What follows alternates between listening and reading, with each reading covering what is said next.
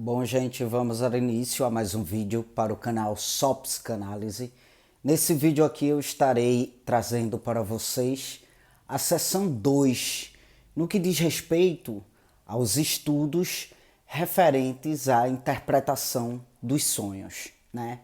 Pois bem, Freud ele vai trazer o registro de alguns autores, né, que tem a concepção de que o sonho ele nada tem a ver com a vida comum da pessoa, com a vida da pessoa em vigília, entende? Ele vai dizer que certos autores, né, vão vir com a seguinte concepção: olha, o homem sonha, mas esse homem que sonha, ele fica afastado do mundo, né, da consciência de vigília, entende? Ele vai dizer que o sonho consiste nesse afastamento, sabe? Entre a vida em vigília, né, e a vida onírica, digamos assim. A vida naquele momento ali em que aquele sujeito está sonhando, né? Não há uma ligação, entende? Então, alguns autores têm mesmo essa concepção sobre os sonhos, né? De que a mente, ela é isolada, né? Ela é quase que sem memória dos conteúdos, no que diz respeito aos conteúdos, né? Aos assuntos comuns da vida de vigília. No momento em que o sujeito sonha, há um isolamento dessa mente nos sonhos, né? No que diz respeito a essa vida que o sujeito leva, essa vida comum, essa realidade no momento em que ele está em estado de vigília, né? Mas aí Freud vai dizer, olha, mas contudo, muitos autores, eles vão aí assumir um ponto de vista contrário, sabe? No que diz respeito a essa relação, né, entre os sonhos e a vida de vigília, entende?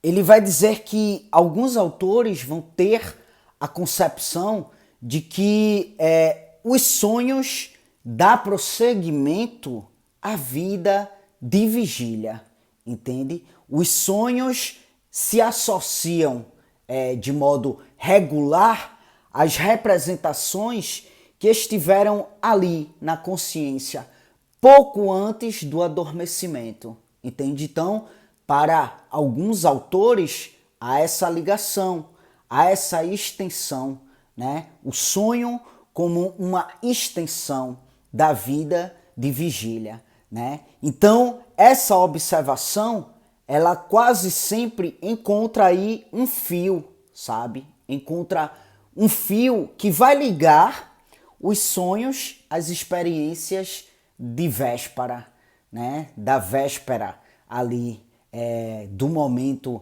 antecedente, quando aquele sujeito estava ali em vigília, né? Então,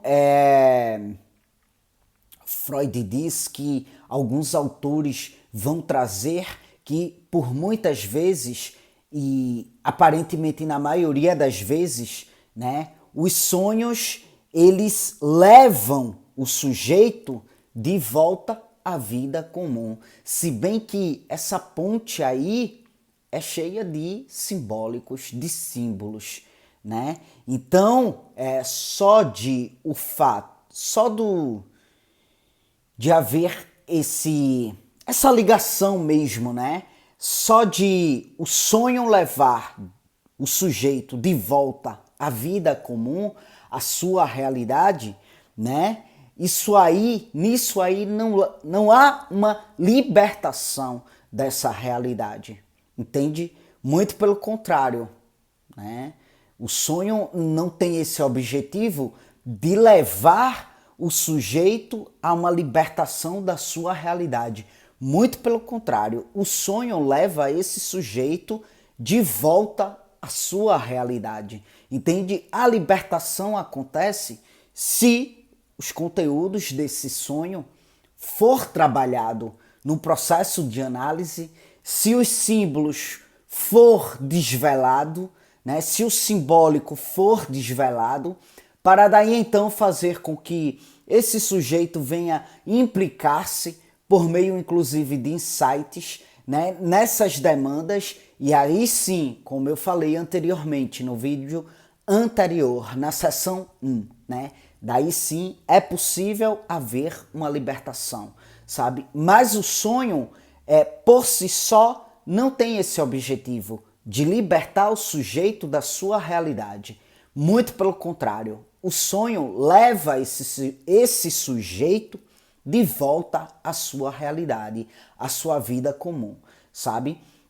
E aí Freud vai dizer, olha, alguns autores inclusive observam até mais extensamente, de modo mais amplo, mais extenso, dizendo que o conteúdo de um sonho, ele é determinado, né, pela personalidade individual de cada um, né, pela idade, pelo sexo, né, pela classe, pelo padrão de educação, né, como por exemplo, uma criança não tem em seus sonhos os mesmos conteúdos que um adulto tem em seus sonhos, né? Então, alguns autores vão trabalhar até de modo meticuloso, de modo minucioso, né, em cima disso aí, sabe? O estilo de vida habitual de cada um, né, vai aí determinar o conteúdo desses sonhos, né? Ou seja, o fato, as experiências da sua vida pregressa, ou seja, da sua vida antecedente, serão aí grandes determinantes, né, dos conteúdos que irão aparelhar o sonho, né? E aí Freud, ele vai trazer os ditos de alguns filósofos, inclusive, né? Onde esses filósofos irão afirmar que a experiência confirma nossa visão, né, de que sonhamos com maior frequência, né, com as coisas em que se centralizam nossas paixões, nossas mais vivas paixões, né? E aí isso mostra, segundo esses filósofos, né, isso mostra que nossas paixões devem ter também influências, né, na formação de nossos sonhos, entende? O homem ambicioso, ele sonha com aquilo que ele conquistou, né, segundo esses filósofos, né? Ele sonha com aquilo que ele imagina ter conquistado, né? Ele vai sonhar com aquilo que ainda tem de conquistar, entende? O apaixonado, ele se ocupa com o objeto das suas doces esperanças. Freud diz, segundo alguns filósofos, né? Freud narra com base em filósofos, certos filósofos que vão aí falar sobre os sonhos, né? Todos os desejos, aversões, né, adormecidos ali no coração podem pôr em movimento, né? Ou seja, fazer com que o sonho brote das representações, né, que estão aí associadas, né, a esses desejos, a essas paixões, a essas aversões, né? E aí são representações que, de modo muito significativo, intervêm no sonho, entende? E aí Freud diz, olha, via de regra, os quadros oníricos, né, os quadros aí acometidos, né, pelo sonho, pelos sonhos, né, contém aquilo que o homem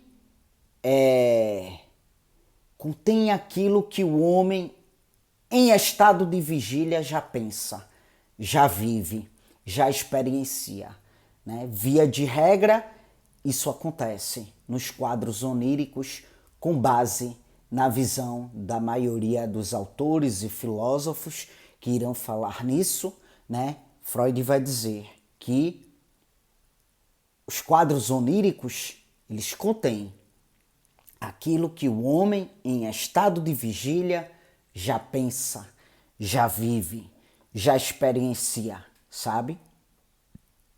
Outros autores terão aí essa concepção, né? De que o sonho é algo completamente isolado da realidade, né? O sonho é algo completamente isolado daquilo que é experienciado na vida de vigília, né? Algo que, como que poderíamos dizer, né? O sonho é algo fechado, né?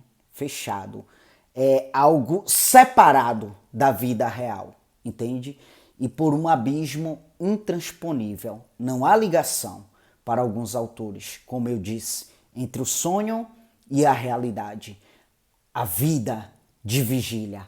Há um abismo intransponível que separam essas duas experienciações, né? E aí, para esses autores, o sonho, ele liberta da realidade, não leva de volta à realidade, né? Ele tem como objetivo, como função, extinguir a lembrança, né, da realidade, do mundo da vida de vigília, né?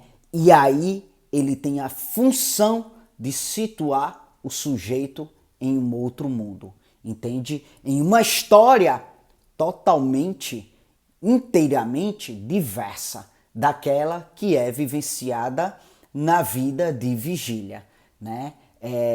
São aí experienciações vividas no sonho que nada tem a ver com a nossa história real, entende? Para alguns autores é isso que acontece, para outros não. Há uma ligação, né? Há um fio que liga a experienciação do sonho à experienciação da vida de vigília, entende, gente?